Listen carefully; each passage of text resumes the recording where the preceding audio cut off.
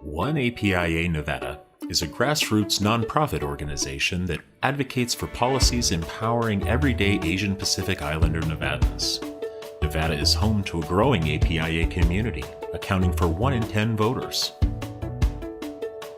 We are One APIA Nevada.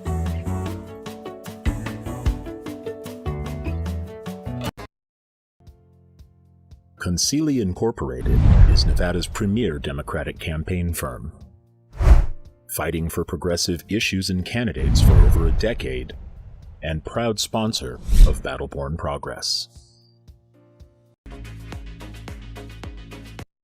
Tonight's episode of Out in Front is brought to you by our season sponsors, Concili Inc., Nevada State Education Association, One APIA Nevada, Silver State Voices, and Stefan and Marta Schmidt,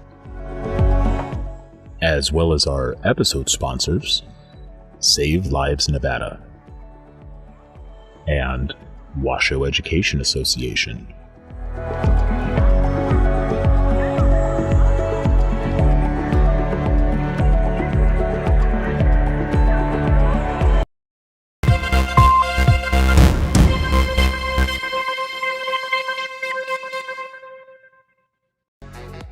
All right, welcome back everyone to Out in Front with Annette. My name is Annette Magnus and I am the Executive Director of Battle-Born Progress, and we are live with you for the last time in 2021.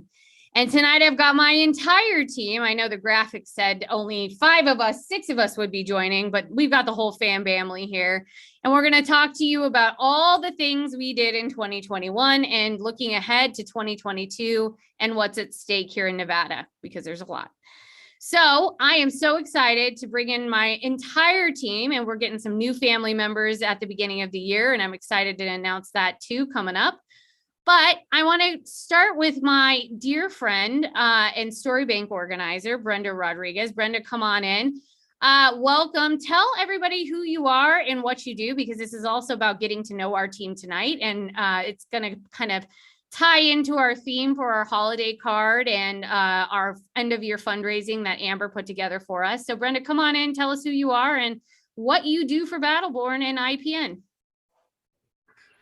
Hi, everyone. My name is Brenda Rodriguez. I'm the Story Bank organizer here with BBP and IPN. I actually talk to members of the community, and honestly, like not just the community, but all over the state. I'm from rural Nevada, so I really like to incorporate small towns and get their people from there, their voices heard. I really just talk to people and try to get their stories, and so we can uplift them. So we do a lot of letters to the editor, op-eds. We do interviews as well. So if you guys haven't actually gotten in touch with me, you know, to be a part of the Story Bank team, I would really appreciate you guys following up with me or reaching out to me. I mean, you guys can actually reach out to me at my email, which is brodriguez@battlebornprogress.org. I would really love to hear from everyone in Nevada, because we love to talk to all Nevadans. Absolutely. Now, Brenda, tell us a little bit about yourself. So where are you from? Tell us about your adorable child that I call my intern. And tell us, you know, about you going to school, all of that cool stuff, because people want to know who you are. Yeah, I'm actually from a small town in Nevada, in northern Nevada. It's called Jackpot. I'm really surprised when people actually have heard of it because it is so small. But I moved out here to Vegas a couple of years ago to get my bachelor's at UNLV. So I'm still a student at UNLV, and I will hopefully be graduating next year. So that's really exciting. And I also have a son who just turned 1 earlier this year. And I can't believe he's 1. It flew by so fast. And he's adorable and I love him. So this was your first year with the team. You started last January. You were one of our January hires. And, me and you have talked a lot about your growth this year and all of the accomplishments that you've had, because there's been many. So tell us, what are you most proud of working here, and what's been kind of one of the things that you love about your job? I'm just really glad to have talked to as many people as I have. I think every storyteller that I've talked to this year has had an amazing story to share. And I really just love talking to people. And it's really funny because when I first came onto the team, it was really hard. I wasn't sure how to approach people because I'm kind of naturally more shy than others on this team. But the whole team really stood behind me, and we've came a long way from there, and we've recruited over, I believe, like over 150 people in the story bank alone this year. So I'm really looking forward to next year and meeting new people. And like I said, if you are not a part of the story bank team yet, you need to join. You won't regret it.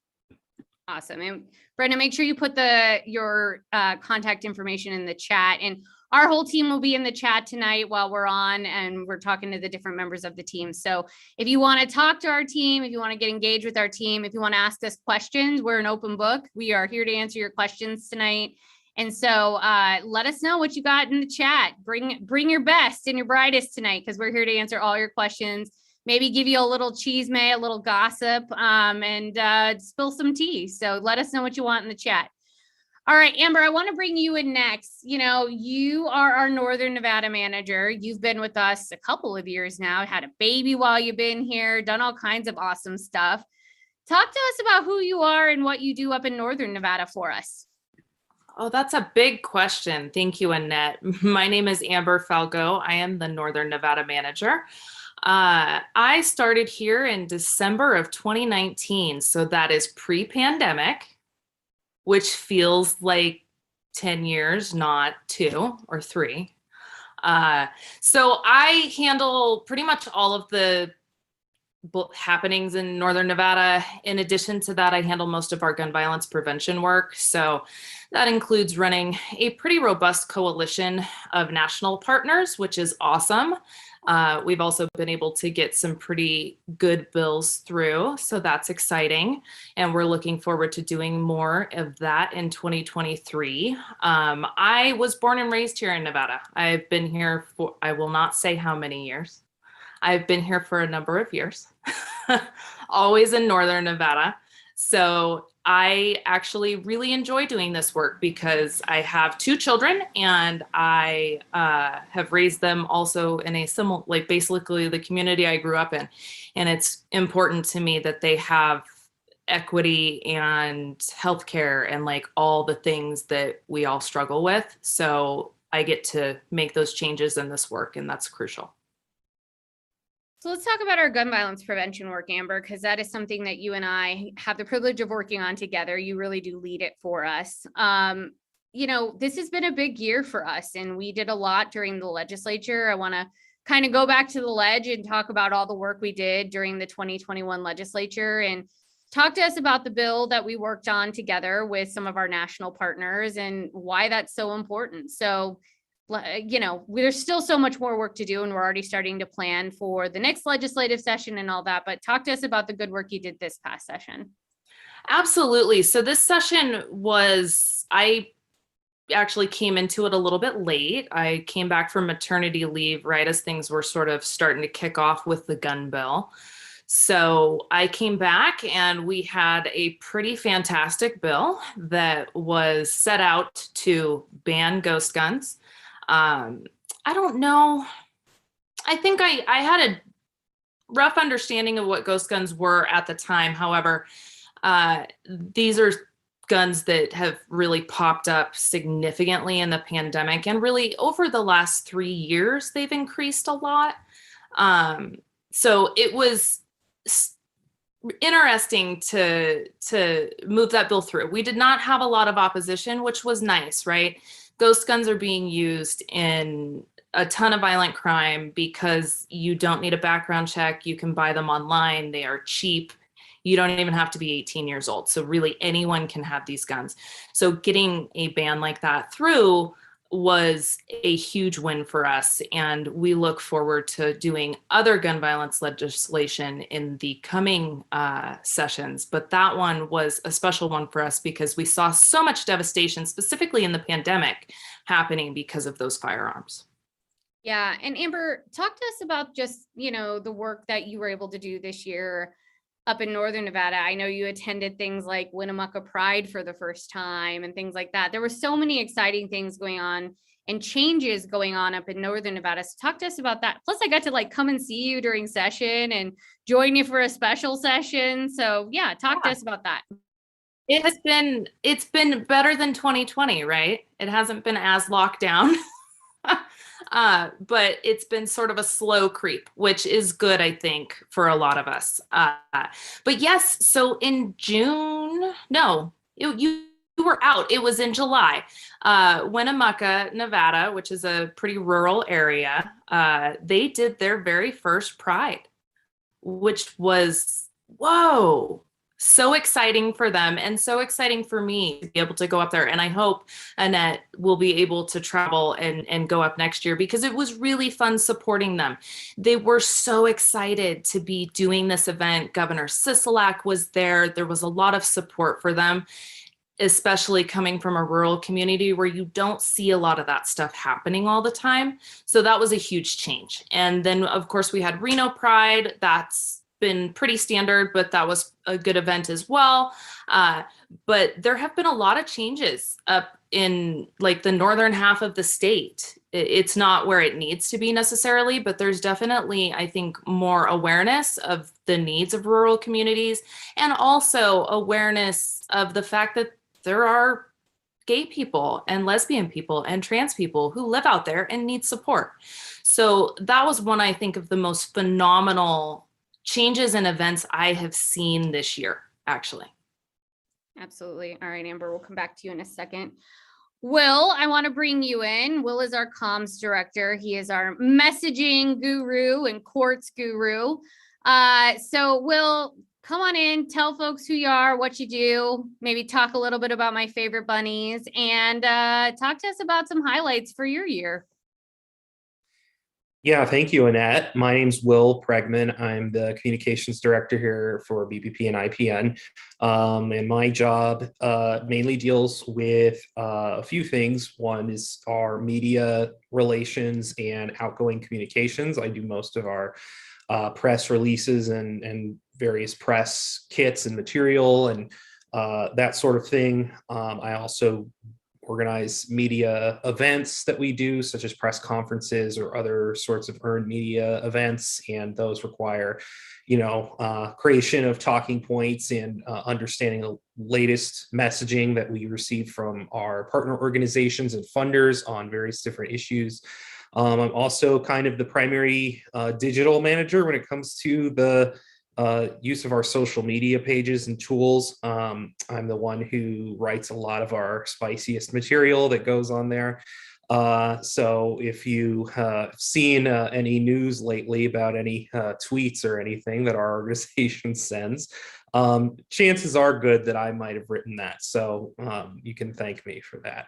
And lastly, and most recently, actually, is now between Amber and I, we are leading up the Comms Hub work for our various C3 and C4 partners. And what that work looks like is leading a call, organizing a coalition of people around using similar messaging on various different issues and kind of managing that as a little community and growing that, hopefully.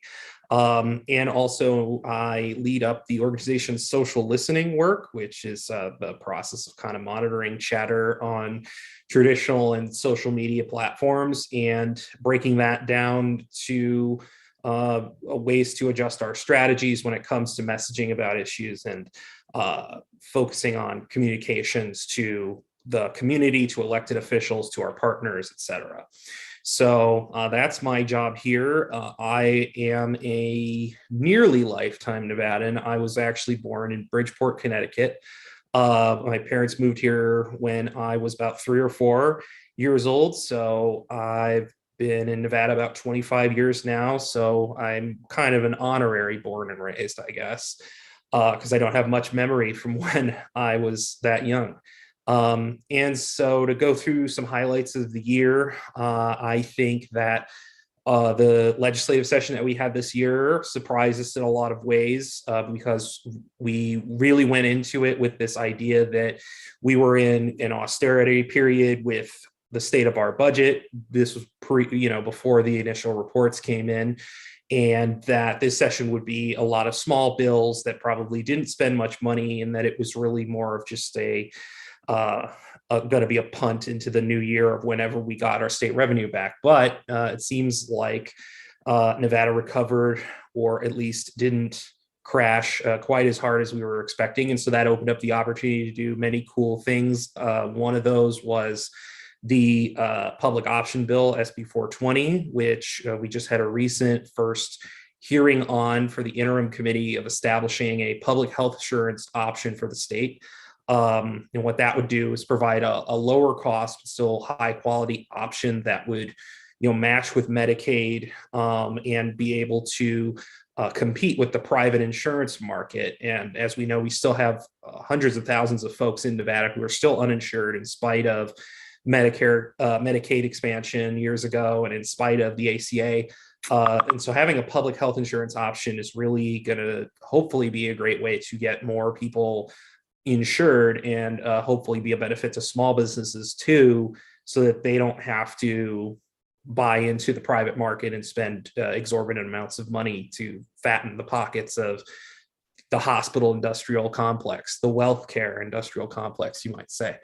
And I have a real chip on my shoulder for private healthcare after my former job at SEIU Local 1107. So I always have to make a shout out to that point. But in all seriousness, I think that was really great.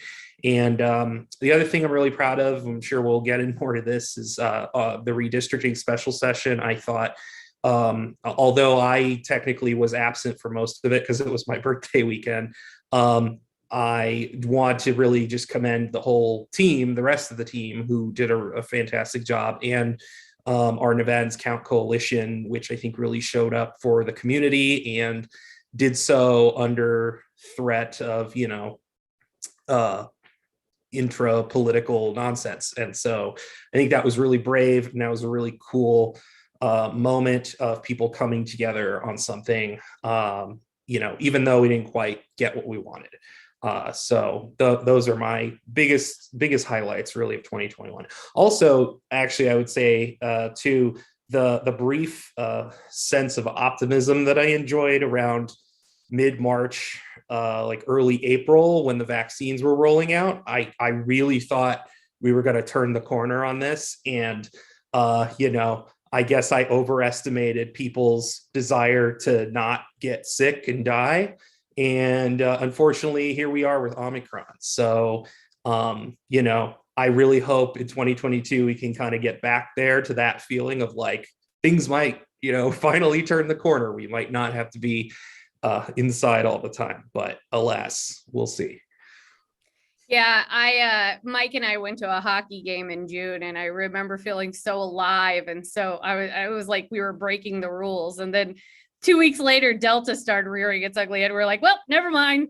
We're not going back to normal. So, Will, I want to talk to you about misinformation and disinformation. This is a really important part of your job, fighting back against all of the nonsense that exists out in, online, on digital platforms, things like this. It's something that you monitor very closely. 2021 really saw an uptick. It feels like a lifetime ago, but 2021, January 6, 2021 happened this year, and it doesn't feel like it, but it did. And after that, we just saw another surge in misinformation and disinformation. Same thing with COVID. COVID has spurred tons of disinformation. So talk to us about the importance of that in your job and why the left and why the progressive community needs to do a better job pushing back against that. Yeah, so I can talk about this from my experience of doing social listening. So I started actually doing that back in the 2018 election, right about in October ish, late October.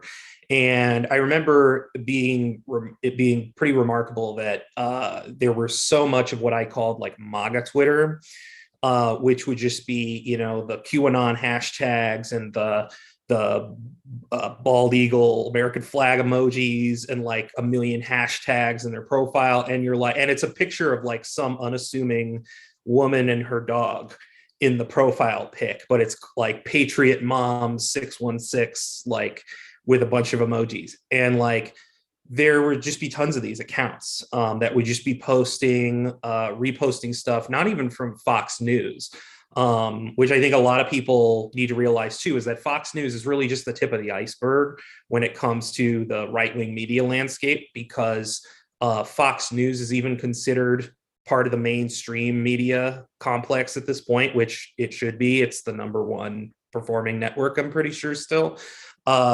But there's a lot of blogs and websites like Breitbart and Washington Free Beacon and Washington Examiner and New York Post and all these other, Gateway Pundit, Drudge Report. Like there's a whole network of these things.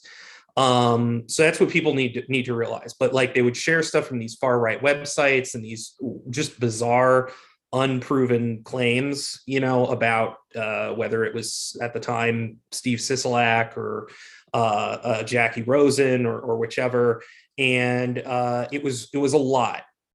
2020, that exploded to just an unreal degree. There was so much more of that. And in the social listening I've done just this past year, there's tons of these weird accounts. Some of them don't have profiles, some of them do, but it's like looks like somebody's professional done like photo shoot photo that they probably like ripped off some website or something. And then they're just posting these like endless memes of like let's go Brandon and like weird QAnon stuff, weird stuff about hashtag save the children. That's a big one, where it's part of the whole human trafficking conspiracy and whatnot.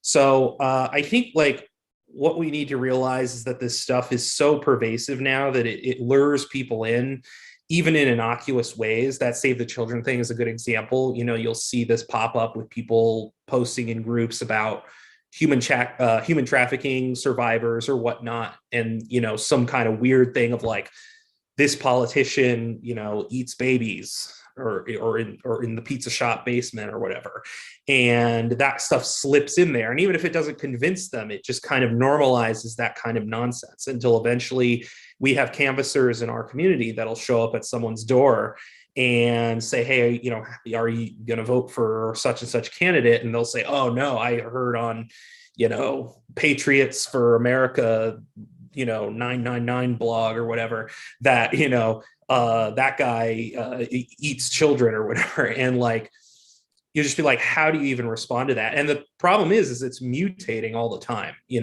What was the conspiracy at the beginning of the year with like Antifa infiltrating the Capitol riot or whatever has now like mutated into a whole new thing.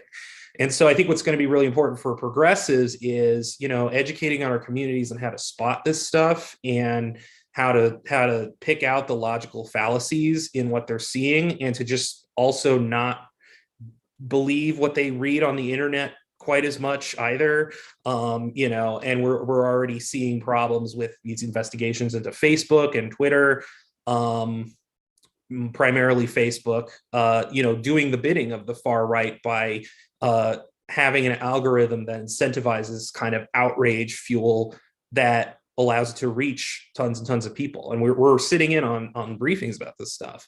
And, there's documentaries on Netflix you can watch about the expansion of big data and big tech. And it's really, really frightening. So I think it's just going to come down to like, we need to work on developing the skills as like a community to spot this stuff and just not fall for it. Absolutely. We'll talk more about this in a second. Will, thank you for that. All right, Maria Teresa, the other half of my brain. Come on in. Maria's our deputy director. It's been a hell of a year, my friend. Talk to me about who you are and what you do here, other than keeping me out of jail. And talk to me about the work that you do every day. Yeah, so hi everyone. Maria Teresa here, and I am the deputy director, as Annette said. What do I do here every day? It depends on the day. Sometimes it's keeping Annette out of jail. Sometimes it's Annette keeping me out of jail. Just kind of depends on which day of the week it is. But this year, my job has really grown into something new and exciting. The stuff that I used to do, which is what Will and Amber does now, Annette and I created the comms hub that we'll refer to in we started in late 2015, and then 2016 is when it actually started running.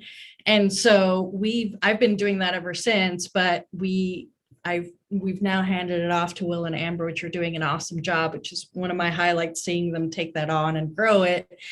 And now that gives me time to learn about this awesome new work that I'm doing around research and testing stuff out in the field.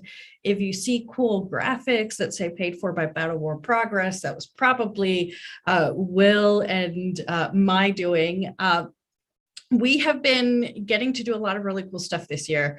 And so that has been what drew me to this work and what keeps me here. We are now turning into not just communications, but we get to do research, which is sort of the first step of communications.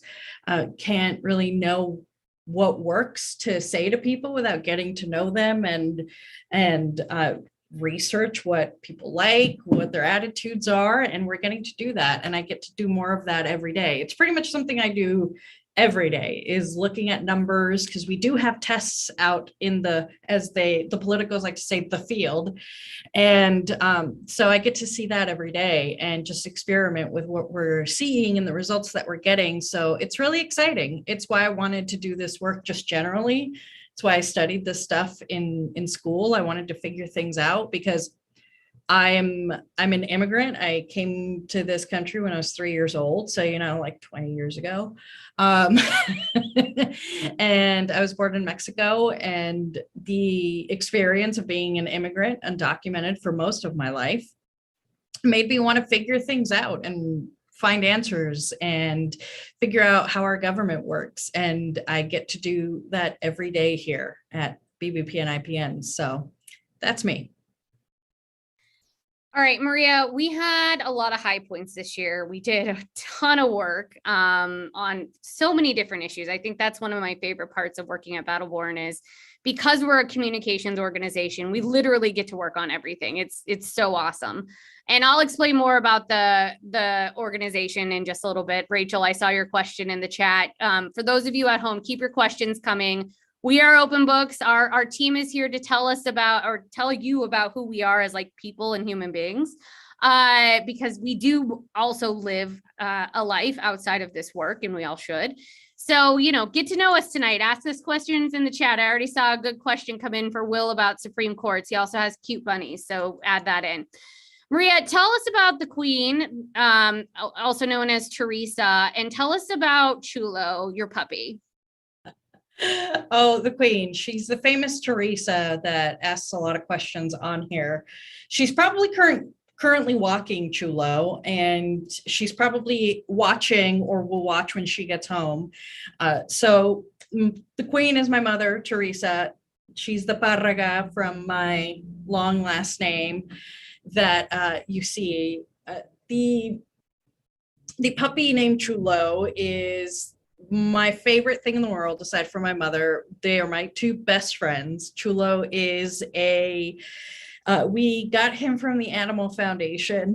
We wanted to rescue a puppy, hopefully a Chihuahua, because a lot of times you find a lot of Chihuahuas in like pit bulls. People don't realize people just end up giving them up. And so we found him. He is a Chihuahua mix. We don't know mixed with what, but his attitude is 100% Chihuahua. He thinks he's a tiny little thing, but he thinks he's a Doberman. And he is the world's cutest dog. He is a Scorpio, we believe, born in October-ish. And so he totally acts like one too. He's very strategic in the way he gets my mother, the queen, to just give him the bones that he wants when he wants them. So that's those are my roommates, my friends, my partners in life, my partners in crime, Queen and Chulo. Maria, what was the biggest highlight for you for 2021 in the work we do here? The biggest highlight, now that I think of it, there have actually been a lot of highlights, even though it seems like a downer of a year. But I really do think that growing our team, because we saw a lot of people come in, we have a lot more people coming in. That is a huge highlight, because I remember when I first started, it was like a handful of us, literally. With a couple fingers left to count on one hand. And we were all in like a much smaller office. Now I'm in our office, and we've got offices for everyone. We've got a big space. That didn't all just happen this year, but the fact that we actually grew in humans and keep growing was a big highlight this year. I had to create a lot of hiring and interview trackers, which takes a lot of time, but now that I think back on it, it was a big highlight, because it's not just Annette, Mike, and I, which is what it was for a really long time. And it's people that are growing. And now, like I said, Amber and Will have taken over something that I did for years, and they're making it their own, and they're bringing in their own ideas. And I think like those two things, our internal work, really was the highlight of my year, because it just shows how we are bringing in new people behind us, and I love that. Yeah, I love it too, so I can go work at Target. So my ultimate dream, Target. Michael Willoughby, my brother, the person who doesn't keep me out of jail and riles me up more than anybody, who is truly like my brother. Come on in, tell us about yourself. Mike is actually on vacation this week, but still is joining the family to do this tonight. So much love to you, Michael. Tell us about yourself. You had a big year personally. I'm really proud of you. So talk to us about all the good stuff you did this year. Yeah, thank you for having me. It is true. I am on vacation. I am very, very happy to be on vacation right now. I'm very, very thankful and grateful to be on vacation also. Again, this is not something that we've been able to do. So kind of to piggyback on what Maria was talking about, it's a big deal for us, right? This is a culmination of a lot of hard work and a lot of growth over time. And it's great to be here, and it's great to have things paying off. Yeah. After 2020, I feel like 2021 was a lot easier, I guess, which is kind of weird to say. But 2021 was a fantastic year for me, just overall, both here at work and we had a lot of successes. I feel like we're very, very fortunate as an organization. Even a lot of the times when it may look like we've lost, we tend to win. So we are, we're very, very fortunate. The old adage about the best preparation, right? As long as you're prepared, it makes things very easy to get lucky when you do the hard work in advance. So everybody here works really, really hard, and this year was an absolute testament to that. We really everybody here, I think, had pretty much like revolutionary 2020. And so just to see everybody extend on that when a lot of people were still trying to catch their feet a year later was amazing to be a part of. So Mike, you missed my favorite part of your story though. The biggest thing that you did this year, and it had nothing to do with work, and it had everything to do with where you're sitting currently. Talk about that. That's like the biggest thing. And I'm so proud of you about it. I mean, yes, I'm proud about all the other shit you do, but like, that's the one thing I'm super proud about. I appreciate that. I bought a house this year. My family and I bought a house this year, and I'm actually, I'm sitting in an actual dedicated office / studio space. It's amazing. Again, very, very thankful, very, very fortunate. It's amazing to, again, after, a lot of disruption, have a permanent place for my little girl to grow up, and a place for me and my family to really build a life. So Las Vegas proud. And talk to us about my one of my other favorite children, Isa. She is so big this year, and she's moving, and she's like a little adult. Talk to us about Isa and getting to be at home with her and work from home because of the pandemic. It's kind of a blessing for a lot of us because we get to spend more time with our families, which especially like during election years and legislative years, we don't usually get to do. So talk to us about that. You're on mute, Mike. Sorry, I am I clicked the wrong thing. I brought my title up. I'm also the one that runs the show. Sorry, I feel like we kind of buried the lead on that one. I'm the one that I'm always here, but I'm always behind the scenes. I'm the one that clicks all the stuff. So when we're late, occasionally this mug pops up and whatnot.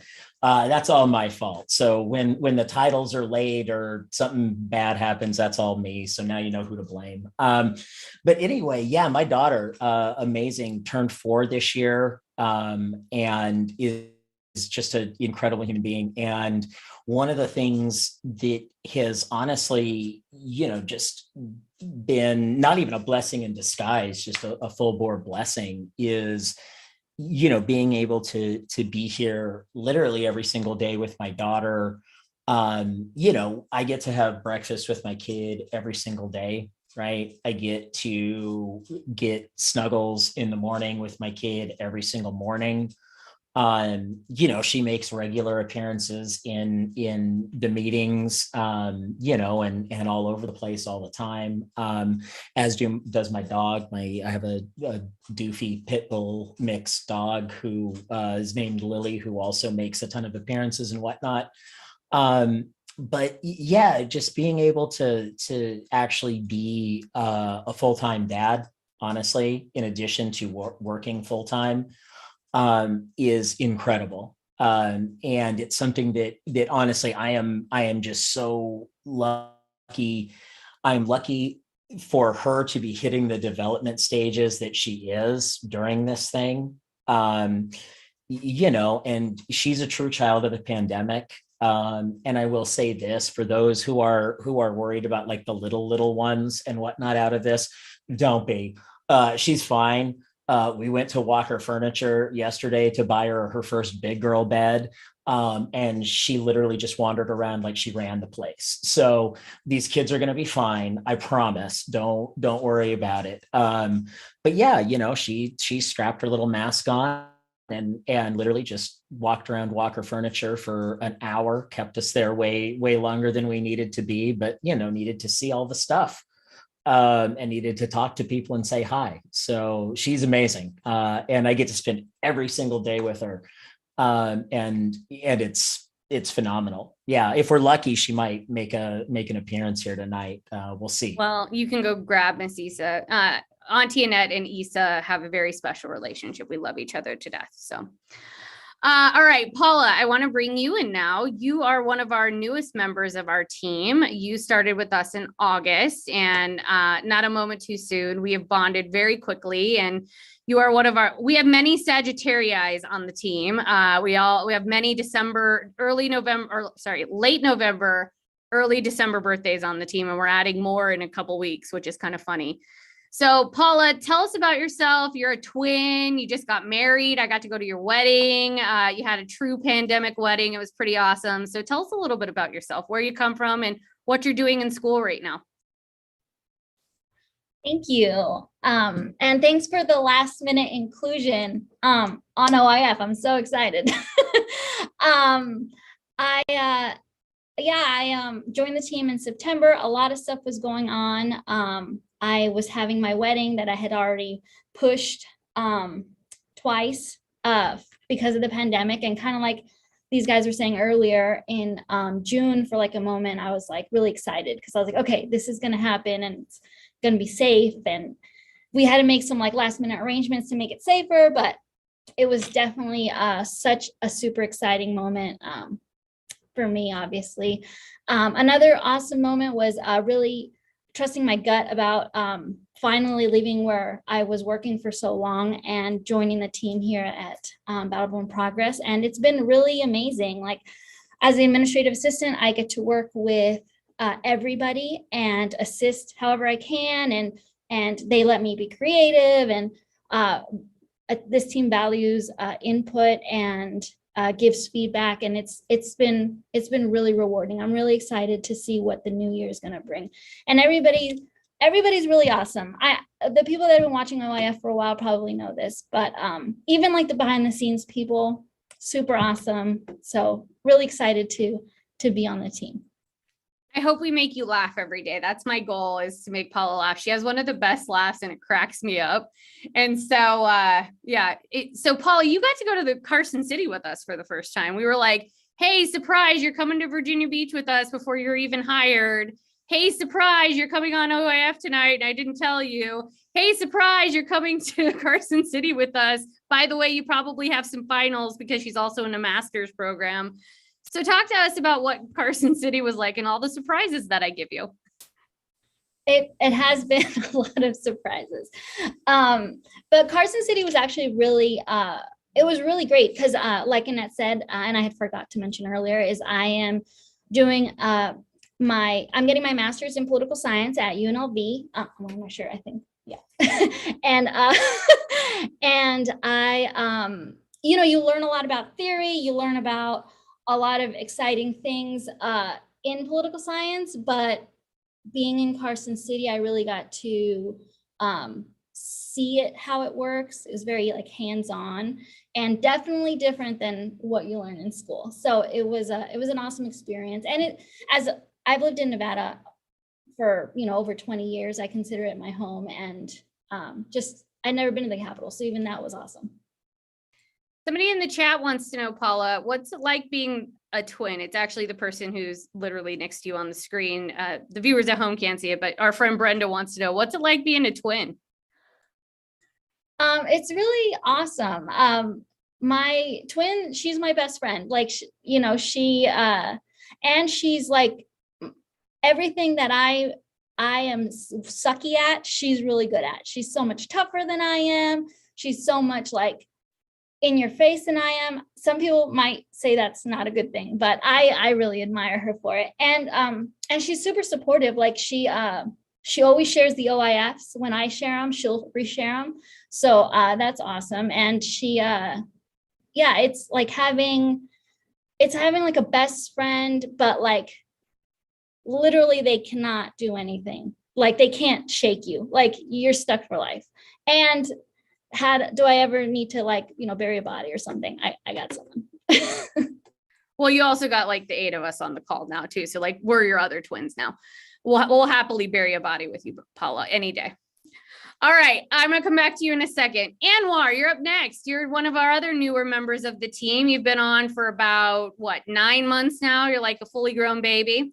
So talk to us about yourself, who you are, what you do, and where you come from.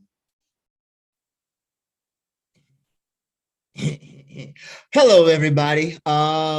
As Annette said, I am Anwar Green, the Southern Nevada organizer. What do I do? What don't I do? I do kind of A little of everything, at least that's what it feels like. Being fully transparent, I'm still kind of learning and finding my footing with everything because it's a lot. It is certainly a greater responsibility than I can say I've ever had before. It's kind of liberating. At times it can be intimidating, but it is certainly worth it. So where do I come from? Well, many years ago in a small town. Okay, actually, I'm from a small town outside of Cleveland, Lorain, Ohio. I've been in Vegas almost 20 years. I actually came here from a gym. That was what I did. I ran around a gym yelling at people. Mainly me and Maria, fat camp. But see, what they won't tell you is like, I wasn't yelling like really motivational or anything. I'm just loud. And so like, people are like, why are you yelling? I'm just talking. That's just what I do. So, yeah. And they gave me a whole lot more credit than I deserved. I really just kind of ran in circles and occasionally stopped and danced to the beat. So they did all the work because I know they were on here telling y'all about the unruly trainer before any of you ever saw my face. So yeah, I wanted to clarify that. I've been here, today's the 16th, so it has been 8 months and 11 days exactly. Don't ask me why I remember that. I've got a whole bunch of dates I can remember, but I won't do that to you or me tonight. So to kind of put a pin in this, I'm happy to be here. Looking forward to the future. I've gotten to do some really cool things, and I am very grateful for the opportunity. And you can tell I had no idea I was going to be speaking. Yeah, I surprised Anwar too. Anwar, what's it been like to make that transition? You know, when we were at the gym together, we talked a lot about politics. You kind of knew what me and Emily Zamora did. You always talked to us. You were always interested. But how's it been making the leap actually into politics and like living this? I remember when you first started, one of the things you told me was, well, I just thought we were going to be standing on the street corner yelling into the bullhorn. And I was like, oh, my friend, we do so much more than just yelling into bullhorns. Talk to me about that. Yeah, I am by nature, I'm kind of a revolutionary, but I'm kind of a confused revolutionary because I am full of timidity. So there's that. So I'm like this painful introvert who at the same time wants to grab a megaphone and scream for change. So making this transition, it has been, I would say it runs the whole gamut from one extreme to the other. At times it's like, yeah, this is fantastic. And other times it's like, I would like to move to Pluto and I don't need a jacket. If I freeze, that's fine. So it's certainly culture shock because there's a difference between doing this every day and being diligent and dedicated to it and being someone who can conveniently hop on Facebook and say, you know, F Donald Trump, you know, I'll use that because that was a popular song. We're just gonna go with it. Well, I won't say that. I won't glorify the other side, but it's totally different doing this every day and really getting involved as opposed to being someone who can just kind of hop on and type whatever you feel on Facebook or Twitter or Instagram or Twitch or any of the other formats. So it's been different. It's been a learning and a growing experience. I'll say that much. Awesome. All right. Well, I am going to take a second and just talk a little bit about who we are and what we do, because, you know, we talk a lot every week on OIF, but Rachel had a great question for us. So a little bit about me. I was born and raised in Southern Nevada as well. I am a second generation Nevadan. My grandpa was part of the building trades union here. My uncle was the secretary treasurer of the culinary union. I grew up on picket lines. That was like one of my earliest political memories. And I always grew up yelling and screaming about things and hoping to make change, and decided this is what I wanted to do with my life. And I went to school at UNLV. I met my husband at UNLV in Dina Titus's nuclear politics class. He was a raging Republican when I met him. I have successfully moved that needle. And now he is a sane person. So, you know, I've always had a thing for politics. It's just kind of what I do. I love arguing with people. I love fighting for change. And so it's been a really fun thing for me to get to lead this organization. I work with, as you can see, just an absolutely incredible team. I couldn't do this. They all make me look amazing every single day.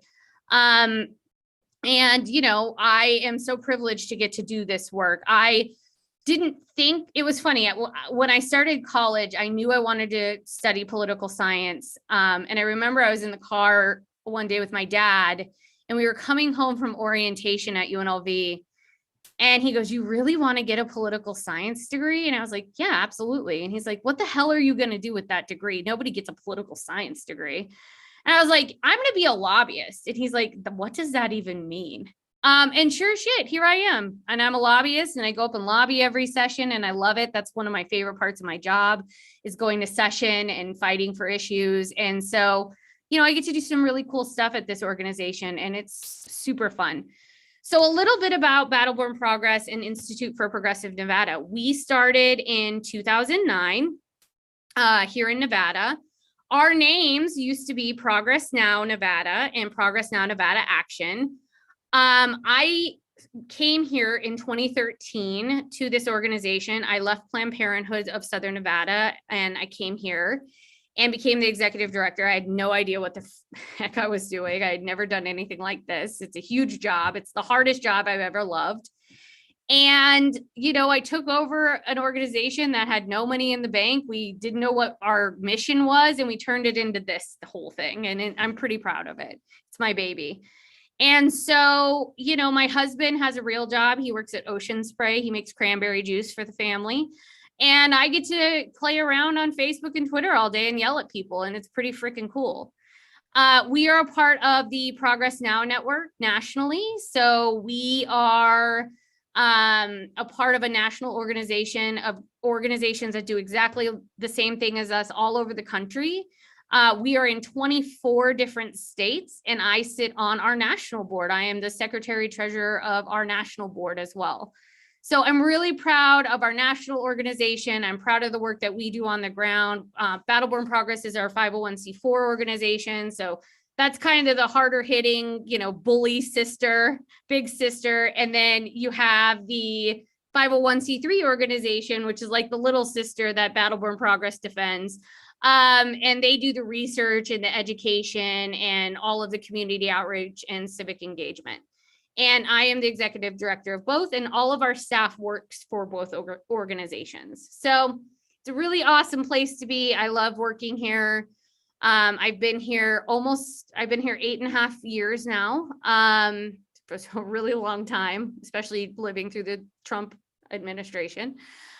It almost killed me. But I'm still here, and we're still kicking, and we're still doing awesome stuff. And I couldn't do it without all of these people on here today. So that's a little bit about who we are and what we do. I want to open it up to y'all. There's some fun questions coming in from the internet. We're just going to kind of popcorn this. The first one, though, I have to start with, because I think this is a fun one. Mike, Rachel would like to know, what other instruments other than guitar do you play? And also talk to us about your new album you're working on. Yeah. So thank you for the question and for literally putting me on the spot, Annette. I super appreciate it. Yeah, she's dancing. You can't see her, but she's dancing right now. So yeah, thank you for the question, Rachel. I play guitar. I've played guitar since I was in 4th grade. So I took a kind of a long diversion from music, but yeah, I play pretty much anything with strings. I can play. I'm a really bad piano player, but I do it anyway. And I'm a slightly, if that's even possible, worse drummer than that, but I do that anyway also. But yeah, luckily I'm a better producer than all of those things. So it really, really makes up for it. I have a record coming out, hopefully early next year. That's part of what I'm working on my vacation. You can find out more about that. You can follow us at This Is Bleak on Instagram, which is a fitting name. The music sounds like that. I joke that it sounds like music for sad Belgians. So if I have any sad Belgians in the audience, this music is for you, or anybody that feels like a sad Belgian. If you're just kind of sad in your feelings. So but yes, I appreciate that. I love music. That's another thing that I kind of got into during the pandemic. Again, like I said, I took about a 15, 20 year diversion away from it and picked it up just in time for everything to lock down. So. Matt is in the chat. Thank you for that, Mike. Matt is in the chat. Any new ditch shenanigans we should be aware of? Matt, thank you for the question. For those who don't know, our office is literally next to a drainage ditch. And, we have various characters who roam through our parking lot and stuff like that. And they're awesome. And so actually we did a huge clean out of our office last week. The staff can attest, I made them all come in on the 10th, and we disposed of a lot of things that we no longer need, because we kind of just, Mike and I were talking, we kind of just up and left the office when the pandemic hit. I actually closed the office 2 weeks before the state shut down, because I knew this was coming. It was like Nostradamus. I knew the doom was on its way. And so we shut down because I was like, I'm too pretty for COVID. And so we hadn't been back to the office since. And we just kind of left everything. It was kind of weird coming back in here. And so we needed to come in, clean everything out. We come here, usually like once a week, me, Paula, and Maria, but the rest of the team doesn't. So we came in and did a big clean out last week. And Matt, you will be happy to know that any and everything that ended up in the trash is now behind us in the ditch. So we made a huge donation to the ditch. I hope they have a very Merry Christmas back there. So we did our part, and I'm very happy to hear that. Okay, let's see what else. Let's see. Will, what's up with the Supreme Court? How can this be approved? Rachel. Oh, man. Well, the Supreme Court is facing a legitimacy crisis that I don't think the institution has ever faced before. We have a majority of justices on the court right now who were appointed by presidents who did not win the popular vote, and are poised to take aim at one of the most important precedents that our country has ever seen in Roe v. Wade, which could impact literally everyone in the nation. Even for us here in Nevada, where abortion is protected for now, So I think what we have is a situation where we need to do something about this. And I think the solution is we need to add seats to the Supreme Court. We have a court that's not representative of our populace professionally or in matters of diversity.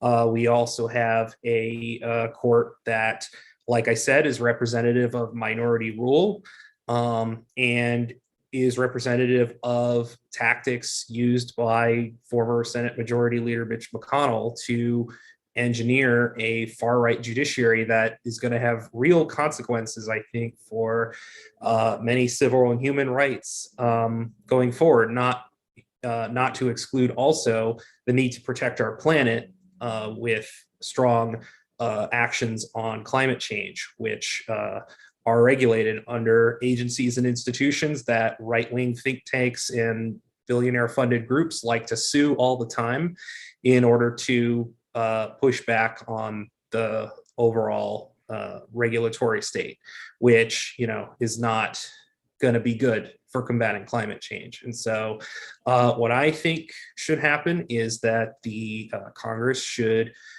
sponsor and pass what's called the Judiciary Act, which is a bill to add 4 seats to the Supreme Court.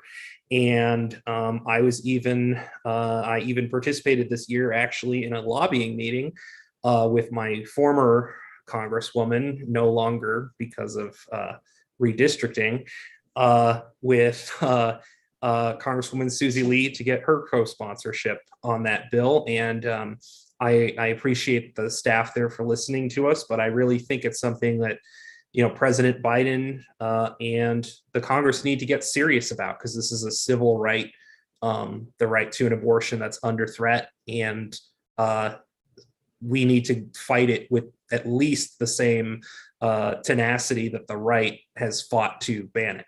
So that's what I think they should do. And I'm proud that my new Congresswoman, as of redistricting, Congresswoman Dina Titus, actually is a co-sponsor already of the Judiciary Act. So I just wanted to make that plug shamelessly, but that's what's going on with the Supreme Court. Awesome. Thank you for that. Susan, I see your comment. We're going to get to that in a second. We're going to do a couple fun questions and then I'll get to your comment in just a second. All right, let's stay on this getting to know you theme, because there's a couple fun questions in here. And, you know, after 2021, I think we should all end the year with a little bit of fun. So I'm going to start with one of the questions that Will put in the chat, because I absolutely love it. And Brenda, we're going to come back to you. What is one of the shows or movies that you binge watched this year, and what do you recommend? I know we talked about it a little bit in the office when we were cleaning, but I've been watching Succession. Why do you like it? What's so good about it? I just like how I don't know. There's something about like a family, they keep betraying each other. There's something about it. I don't know. It makes me want to betray my family. No, I don't. I don't. If my parents are watching, I love you. But I am gonna watch the new Spider-Man movie coming out, hopefully. So I recommend you guys don't go watch it, so it's not crowded when I go. Such a Scorpio answer. All right, Amber, what have you binge watched? Movies, TV this year? I don't binge watch a lot. So one of my favorite shows ever is Doctor Who, and I love Walking Dead and all that fun stuff. But I've actually recently, I started watching And Just Like That, which is the Sex and the City reboot. Oh my God, we have to talk all about this. I know. I loved Sex and the City. So I was stoked that they came back. So I'm like gonna get into that and see how it goes. I watched the first 2 episodes last night. I was telling Paul about it today. Amber shooketh. So when you watch them, come back, circle around with me. Yeah, no, I watched them. Oh, you watched them. Yeah. Week. And it was rough. I saw that, and I'm not going to spoil it for anybody else, but I saw the spoilers online and I was already pissed. And so I was like, I got to mentally prepare before I watch this, like truly. Yeah. For absolutely. real. I felt the same. I didn't see the spoilers, but I had seen some of them. I didn't see who, but I was concerned. And then when I saw, I about died. All right, Mike, what have you binge watched or movies you've watched this year? Yeah, so I have been on a huge Disney kick because of my daughter. But the new Disney movies are amazing. They're absolutely phenomenal. So if you have not seen things like Luca yet, you should definitely go see Luca. I live in Disney Plus. Also, I have to tell you, one of the absolute best shows out there is an Australian show called Bluey. It is absolutely amazing and will make you a much better human being, even if you don't have children. It's very good. It's absolutely phenomenal. So I binge watch a lot of that. And then, of course, like name the Real Housewives series, and I'm there. I'm in it. I'm in it to win it. Yeah, Mike's wife Jen and I and Maria may have a text chain with several other progressive people about Real Housewives of Salt Lake City in New Jersey. So that is a thing that we do on a regular basis because we are basically a pack of raccoons. Paula, what have you been binge watching? I was planning a wedding and started a new job, and I'm doing a master's program. So I have not had a lot of TV time, but I did get late onto the Ted Lasso thing. So I got caught up with that. And that's like a super nice feel good show. But I do like to play a lot of stuff that I've watched a million times in the background while I'm working because it provides noise and I know I'm not missing anything. So my go-tos are Parks and Rec and Schitt's Creek. And yeah, so that. Oh, What We Do in the Shadows. That's a new show I watched. So that was funny. Ah, yes. But so that's mine. I know me, you, and Will have talked a lot about that show. It's like, I live for that show. If you all haven't watched What We Do in the Shadows, do it soon because it's hilarious. And it's one of my favorite things I've done this year. Will, I know we talk a lot about that show. What have you binge watched this year? Yeah, so I mean that was kind of going to be one of my answers was What We Do in the Shadows. So funny. I think I actually was one of mine last year because but the newest season just came out. So if you like weird offbeat like comedy, it's just really, really funny. And if you like vampires, it's also funny for that reason too. But this year, I did a lot of movie binging for whatever reason. So I actually have a little did some watching of the Conjuring universe movies with a little group of friends that may include one of our future staffers. Watching the movies that have to do with Annabelle and the nun and the ghosts in the house. And I don't know, they were all very stupid, but also all very enjoyable. I'm not a big like ghost believer or anything, but it is kind of fun to be scared once in a while. So we watch those. Awesome. All right, Anwar, what about you? Binge watching. Oh, well, fun fact, I am boring. So I binge watch stuff that I've already binge watched after binge watching it before that and binge watching it another time. So Suits, yeah, came out 10 years ago, ended 2 years ago. I've watched it front to back, all 9 seasons, like 3 times. And I did it again this year. Let's see, what else? Criminal Minds. Yep, same thing up until about season 10. I regret none of this. And I have watched Straight Outta Compton like 7 times this year. I don't know why. And no, y'all, no, I didn't play it. It wasn't playing in the background while I was doing something else. No, I legit sat and watched it front to back like I'd never seen it before. So yeah, that's what I've been binge watching, like the same 4 things for the past like 7 years. That's my life. Yeah. Thank you for that. Maria, you and I talk about TV all the time. We watch a lot of the same stuff. Talk to us about some of the new stuff you're binge watching. Yeah, so probably the best thing I have been watching this year is The Wheel of Time. If you know me, I've probably talked about it. It is, you can't really binge watch it because it's not, all the episodes aren't out. They do them every week. So I've been binge watching the old episodes, and apparently there's like lots of details that like mean things in the books. And like, I've been reading a lot about it. It's a fantastic show. It is there's like a headline from like Slate that said, The Wheel of Time isn't the new Game of Thrones, it's better. It is absolutely an incredible, visually stunning show. One of our national partners, Joel Foster, he and I have a tweet DM, even though we have each other's cell phone numbers, but that's how the thread started where we're talking about it. He like read the books and talks about how visually stunning they were able to recreate the world. And I haven't read the books, but now I want to read them. But I also don't want to know like who the dragon is or anything. So I kind of don't want to read them, but it's a fantastic show. And at a time where our rights as people with uteruses are being taken away to see a show that is one, a very diverse cast, in gender, in race, in sexuality, and how the show, talks about the power of women and the power of women running a whole city and a whole basically giant coven of very powerful women. It is exciting to see.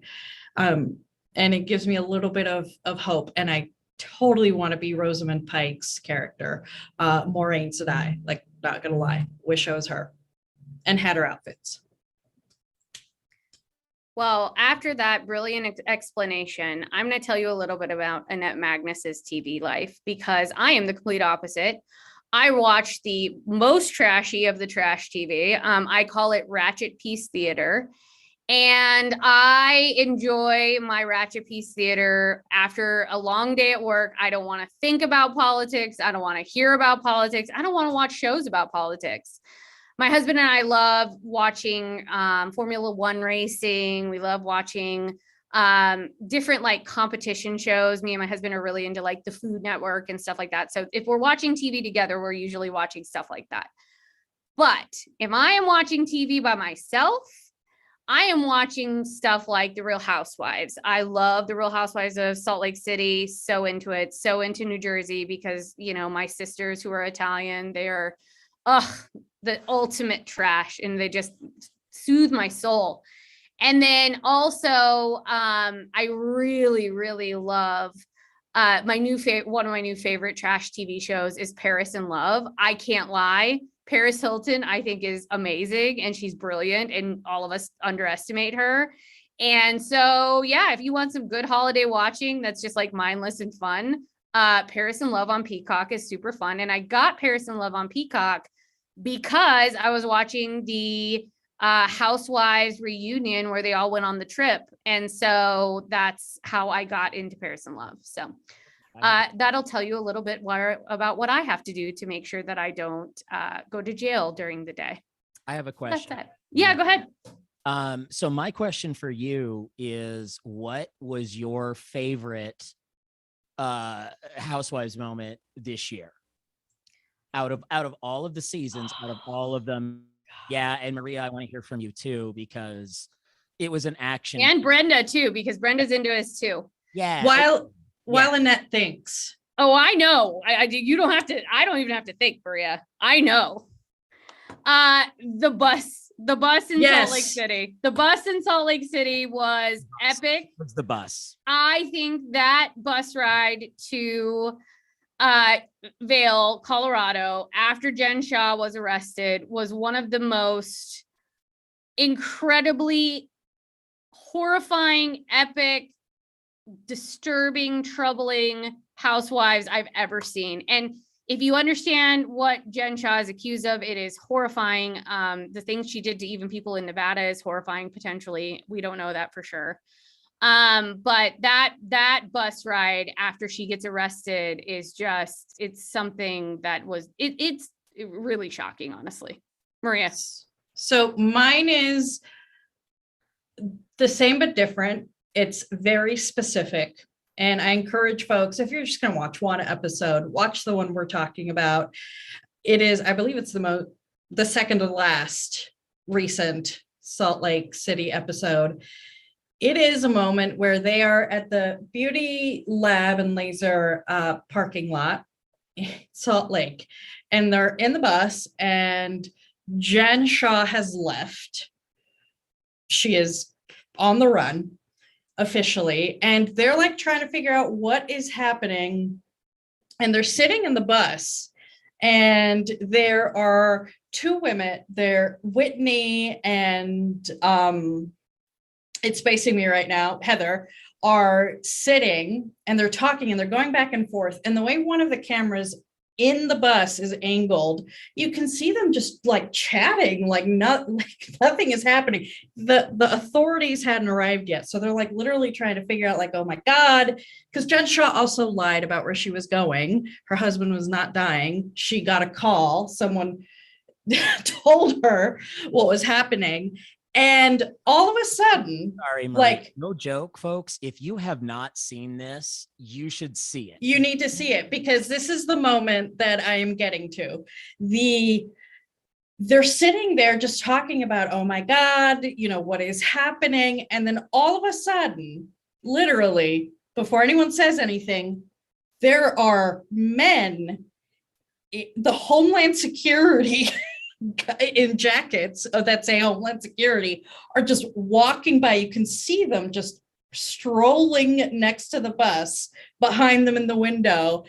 And you're like, wait, they're talking about Jen going to the hospital, and the authorities are literally like right behind them going to arrest. And then it's just a blowout after that. But that little moment where you literally just see like guys in blue federal government raincoats, just strolling, like looking at is this the right place? It's like my favorite TV moment this entire year. I also have to say I did watch Tiger King 2 this year. Also worth your time if you're just like sad and you want to relive 2020 and 2021 all over again, do that. Brenda, favorite Housewives moment, because you are also a Housewives enthusiast like me and Maria. I don't remember if it was this year. I don't know. But it was the Housewives of Potomac, and it was when Monique at the reunion just like came with a binder, and she had all the receipts. And she called out Giselle, and she read out her ex-husband's / boyfriend's number, and they beeped it out, but they were like, is that his number? And she was just there like, yes. And it was just one of the best moments. See, this is what we do in our free time, folks. So now you get a glimpse into the way we have to function to do the work we do. Okay, so I'm going to go back through round robin because, we're going into a new year, folks. We're about to cause some trouble. We got a band of merry idiots on the ballot. We've got a lot of work to do going into 2022. So we're going to cause some trouble like we always do. So Mike, I'm going to start with you on this one. What are you most excited for 2022? Oh, yeah. There are so many people that are about to catch a taste of us in 2022. I literally, election years are my favorite. They're my absolute favorite. Every single election year is a new trip through amazing things for me. So I cannot wait to absolutely, and I'm just going to say it right now, I'm a crucify Adam Laxalt. I'm going to crucify him. He is the worst human being for Nevada. My life will be complete when he goes back where he belongs, which is to the swamp of DC, where he is from. He is not from here. He should go back to Maryland from wherever you came. Go home. Go back to New Mexico, where your dad's from. My grandma used to work for your dad. Go back there. My great grandma used to work for your dad. Go back there. Go home. That's what I look forward to in 2022. More of that. Oh, this witch dad. Oh my God, Will.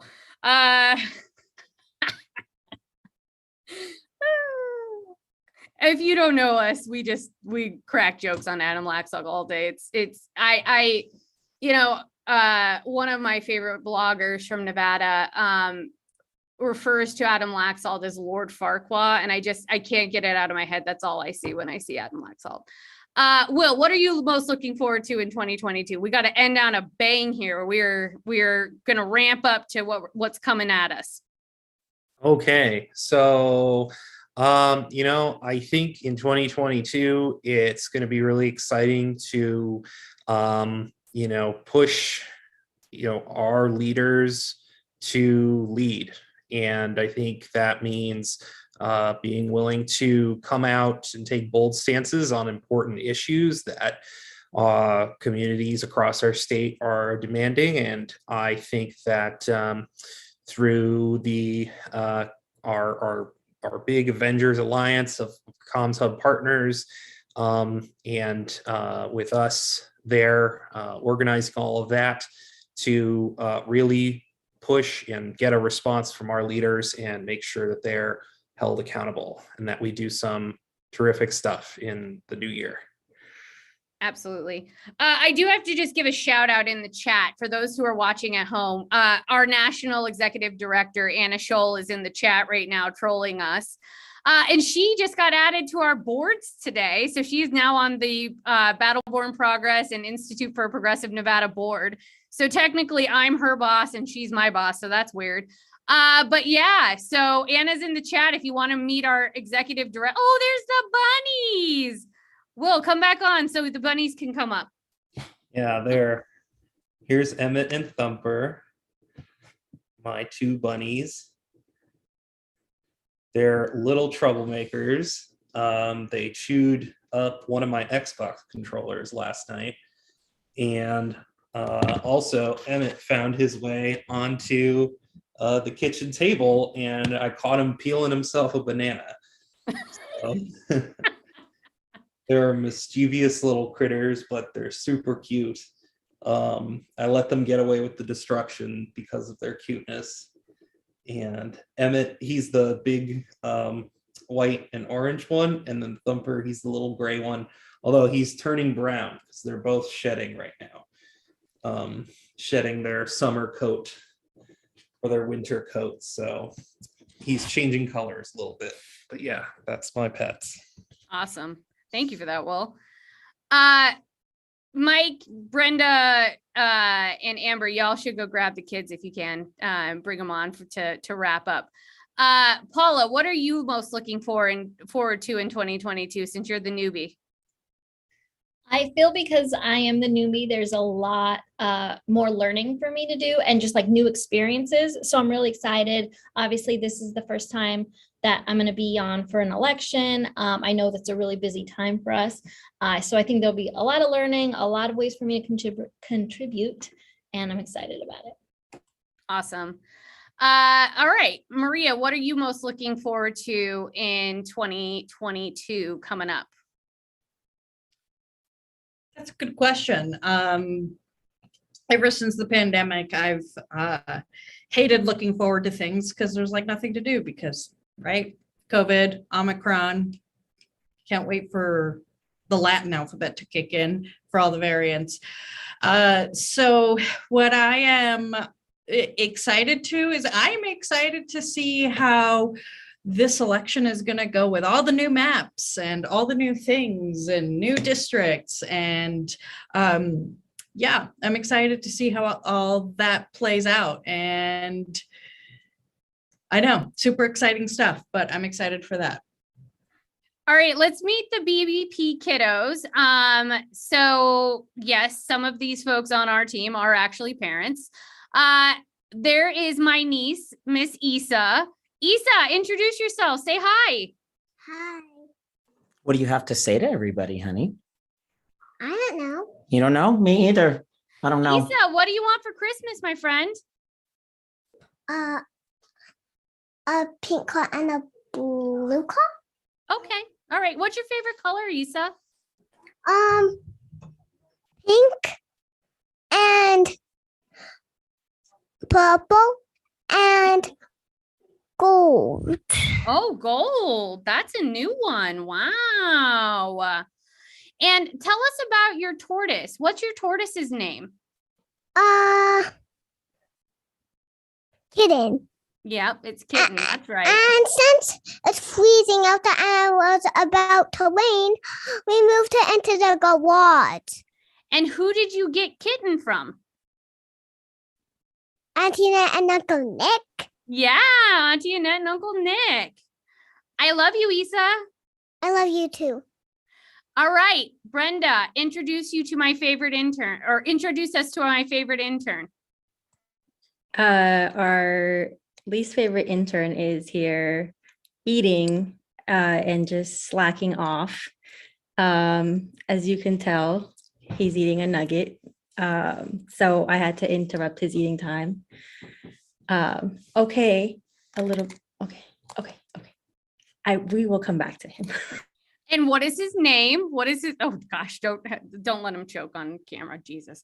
Amber, introduce us to Joel Jr., the pandemic baby who was born while you when you first started at BBP. Yeah, here you are. He heard everybody, like all the kids, and he was like, "Who's that? What are you doing?" But yeah, he's chewing on mama's glasses. He's just a year old. Like, he turned a year old November 30th. He was like a major pandemic baby. So you hear your mama talking and you can see her, huh? But yeah, he's awesome. It's been amazing watching you grow, and you're starting to put weight on your feet. You're doing awesome. And then talk to us about Brandy. You also have Brandy. Tell us about teenager. Yeah. Doesn't want to be on camera, so I'm not gonna force her. I can still force this one. Yeah, so we have a 13-year-old as well, who goes to actually the very same middle school that I went to and is poised to go to the same high school that I go to. So that is interesting. But that one is a lot of fun too. Teenagers teach you patience, and they teach you kindness, and they teach you how to actually love your children unconditionally. Absolutely. Those are the children of BBP, all of my nieces and nephews. So thank you for bringing them on. Anwar, tell us about your kids. You got kids as well. Talk to us about your family. Yeah, I have 4 kids. I was married once and we didn't have cable, and so I had kids. And yeah, that's about the size of it. They all look like me, which gives me great joy because it drives their mother nuts. And so it's one of my very happy moments. And the boys, they act like me, which gives me great joy only when they're not with me, because have you ever spent time around me? Can you imagine 3 of me? Like, yeah, so yeah, she gets to deal with that. But anyhow, yeah, so I have 4 kids. My oldest will be 20 next month. Yeah, that's really, really creepy. So my oldest son will be 20. My oldest daughter is 18. I have a 16-year-old son who is taller than all of the other kids and taller than their father, which really makes me very insecure. So if y'all can keep this to yourselves, yeah, I fight him when I see him because I need him to know that I am the authority figure. So yeah, we fight. I haven't won one yet, but whatever, we're working on it. Growth here. And then I have a 14-year-old daughter. So yeah, I have a good bunch. They're a cool gang. And sometimes they act like they like me, which is pretty cool at this age. So yeah, that's my crew. Awesome. Amber, what are you most looking forward to in 2022? You've been doing this work now for a few years with us. What are you looking forward to? I want to try and keep it positive as we move into the future. Okay, we can do that. What am I? Oh, that's a tough one. I like election years too. I do. Those are the real fun times, I always feel like, for us. So I think, quite honestly, what I'm most looking forward to is seeing how we can mobilize people to hold our elected officials accountable, given the stuff we're seeing. We're seeing a lot of crazy stuff going down with, rising everything and pandemic still. So I'm really looking forward to seeing how we can lift up stories and mobilize those folks, because the whole reason we do this is so we can make a difference in our communities. And part of the way we do that is by holding folks accountable and getting the right people into office. Brenda, this will be kind of your first big election cycle with us. What are you looking forward to most? Honestly, I'm just really looking forward to learning because I know it's going to be a lot. But I know it's also, I just know it's going to be fun because we don't ever kind of let things get us down. So I know I have that to look forward to. And then I also look forward to bringing in new storytellers to help us out for the election. Brenda, are you looking forward? I can talk about this surprise. So we're hiring your partner to come on and work with us now. We told him he got the job today doing voter education work. Are you looking forward to working with him? I've worked with him before. But this is a big deal. This is a big deal, my friend. If he's watching, yes. And if he's not watching, yes.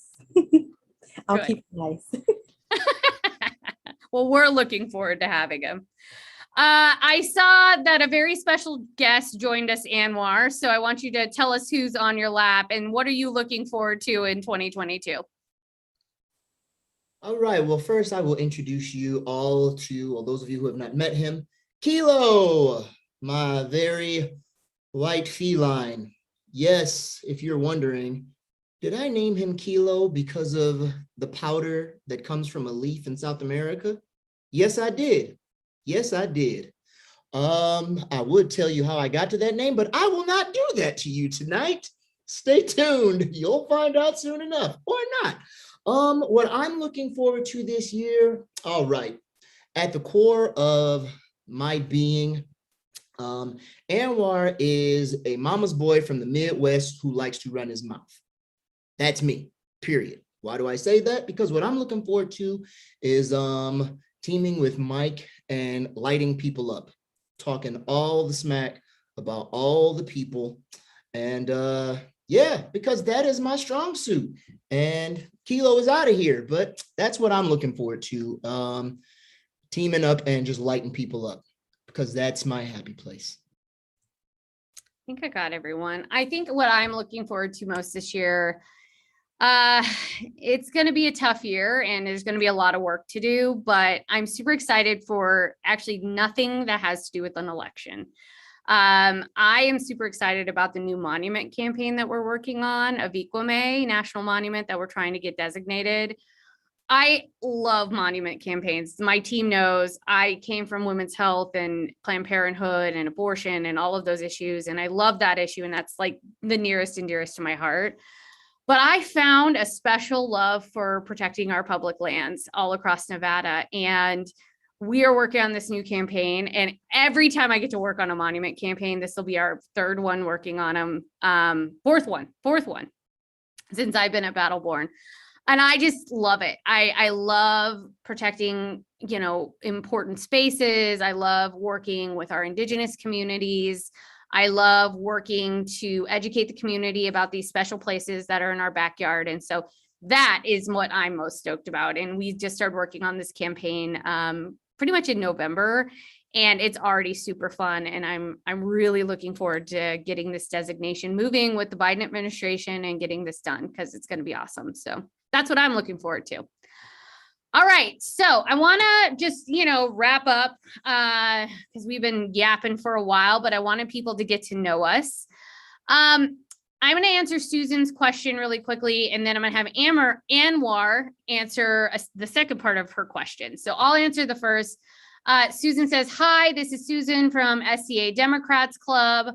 I just heard that Lieutenant Governor Kate Marshall left the Lieutenant Governor's position to go to DC.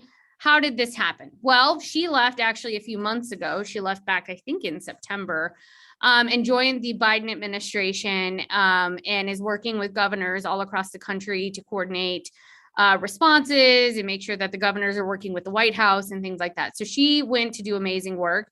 It's actually why we gave her our award. We were already planning to give her the award in November at Celebrate Progress. But when she moved to DC, it was kind of the perfect time to thank her for her service to Nevada. And so we were super excited to do that.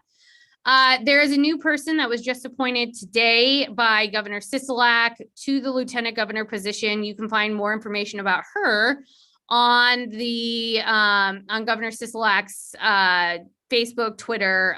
She was just appointed today, and we'll put the information in the chat. There's a new video out about her that we can put in the chat. But yeah, it's super exciting. And we have a new person who will be on the ticket with Governor Sisolak. And she's a former school teacher and has done a lot of work in the community. So I think it's an exciting time. And I don't think we've seen the last of Kate Marshall. She's incredible. She's one of my favorite politicians in Nevada. And she's just an incredible human being. So we're really lucky to have her in DC working with us. So Anwar, Susan also wants to know about the summit and the invitation in 2022. We've got the summit planned, friends. It's moving to February. It's going to be all virtual because we can't predict what's happening with COVID. We also want to keep it statewide. So Anwar, tell us the days and times of the summit, and the information is going to go out in email over the next 2 weeks. So talk to us about what's coming for the summit. Absolutely. So the summit, as Annette said, we did move it to February. It is going to be virtual. It will be accessible statewide. So anywhere you are in Nevada, you can join us. And if you just happen to be on vacation around February 26th and 27th, and I don't know, maybe you're in Cancun, guess what? If you've got the internet, you can join us for the 2022 Progressive Summit. So it's February 26th and 27th of 2022, of course. We are starting at 9 a.m. on both days. So invitation information, the updated and finalized invitation information will be going out over the next couple of weeks so that you can save that date, plan on joining us. We'll also have information on our speakers, who's going to be joining us, who'll be presenting, who will be on the panels. It's going to be loads of powerful discussions, things that are going to set the tone for 2022. We know we've got a lot of work ahead of us, and our goal here at Battleborn Progress, especially with Progressive Summit, is to get you ready to get into the trenches and do the work that we've got to do, because we need to win these battles. It's a big deal. So that is Progressive Summit. We are looking forward to having you all there. And as Annette said earlier, and as I said earlier, in the coming weeks, you will be getting more information, and we'll make sure you have everything you need in order to join us. Absolutely. Thank you for that, Anwar. And you will see emails, you will see Facebook posts. We will be talking about it on Out in Front the next couple of weeks. So make sure you're looking at Anwar's emails. Make sure if you're not on our email list, you sign up for our email list. You can just go to our website, battlebornprogress.org, and get on our email list and get all of our fabulous emails. Speaking of which, Amber, before we sign off tonight, you have a fabulous campaign coming up over the next 2 weeks. I'm super excited about it. We worked with this amazing artist. She's one of my friends that I worked with at Planned Parenthood. She drew us all into cartoon figures. We have some fun stuff coming up for the end of the year fundraising campaign, because we are still raising money for Battleborn Progress and IPN. So talk to us about all the cool work you've done for the end of the year campaign and what you're excited about for that. Absolutely. This has been such a fun campaign to work on. So we started this idea 3 weeks or so ago, and our amazing cartoonist has been wonderful, and she turned all of us into adorable little cartoons. And so I started thinking through what we could do with that, and we came up with a really, really cool get to know you campaign around our staff, because this is not something that we normally do. We don't talk about our personal lives and ourselves very much. We talk a lot about the work and what we do. So I think the most exciting part of this for me is the fact that we are really putting our personal selves forward in a way, because that's we're the people who do this work, and the people who do this work make a huge difference. We all come into it because of one thing or another, but the people that do this work are what make the things happen. We make progress every single year. And that's one of the most exciting things to me. But you'll see our emails, we're doing social, we have included pets, we've included family, we've included everybody in this thing. And I cannot wait for folks to see all that we have in store over the next 2 weeks. Yeah, you did an excellent job. So great job with that. Thank you. All right. Well, as we wrap up 2021, I just want to say thank you to everyone who watches OIF every week. Thank you to all of you who support our work, who come to celebrate progress, who come to the Progressive Summit. Like we said, February 26th and 27th, we're having the summit again. It will be all virtual, COVID safe. And we're going to have some big speakers at that. We have some big things coming up for 2022. We're not going anywhere, contrary to what the opposition would like to see. We are strong, we are hiring people, and we are here running the comms hub, whether they like it or not. And so for me, it's really important that we continue to do this work and we continue to be strong in 2022, and we are going to do just that. So thank you to all of you for always supporting us, supporting our team. We couldn't do this without all of our volunteers and our supporters and the people who watch every week. Thank you for sharing our live streams. Thank you for sharing our content, signing our petitions. You make all the difference in the world, and we couldn't do this without you. And we do this because of you and because of our communities all across the state. We love our communities, and that's why we exist, is to do good communications work all across this state. And that's who we are. So I want to thank you. I want to thank you on behalf of our team.